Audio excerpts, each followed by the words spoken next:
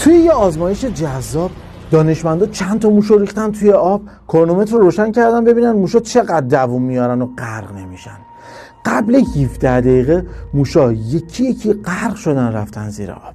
سری بعد چند تا موش دیگر رو ریختن توی آب، اما این بار قبل از 17 دقیقه که موشا بخوان غرق بشن آب استخر رو خالی کردن و موشا رو نجات دادن. موشایی که نجات پیدا کرده بودن و چند روزی یه زندگی لاکچری واسهشون فراهم کردن با انواع خوراکی‌های متنوع. بعد چند روز همون موشا رو دوباره ریختن توی آب و کرونومتر رو روشن کردن. اما این بار نتیجه آزمایش حیرت آور بود. موشا 26 ساعت روی آب موندن و غرق نشدن، تقریبا 100 برابر سری قبل. یه سوال ازت دارم، چه عاملی باعث شد که تلاش و استقامت موش آزمایشگاهی 100 برابر بشه؟ آفرین، جوابش یک کلمه است: امید. اونی که کاراش نیمه تموم میمونه، اونی که اصلا شروع نمیکنه، اونی که دیگه به خودش نمیرسه، اونی که مثل قبلنا سرسخت نیست، دلیلش اینه که دیگه امیدوار نیست.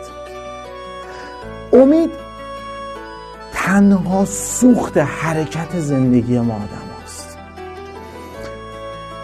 و با ارزشترین دارایی زندگی ما آدم ها چیزاییه که بهمون امید میده و قوی ترین منبع امید زندگی ما رفیقه. اسمش میاد مو به تن آدم سیخ میشه. الان میگم چرا رفیقه.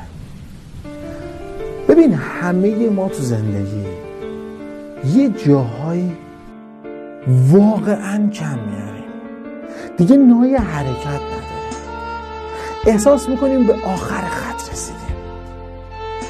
توی چنین شرایطی که حاضریم بمیریم، چه اتفاقی بالاتر از این، چه امیدی قشنگتر از این که یه نفر دستشو بذاره رو شونت بگه پاشو من باهاتم،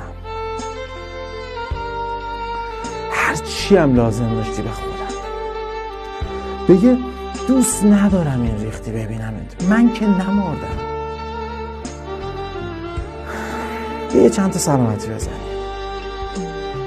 سلامتی رفیق، سلامتی اونی که هر وقت دلت میگیره بی بهونه بهش زنگ میزنی.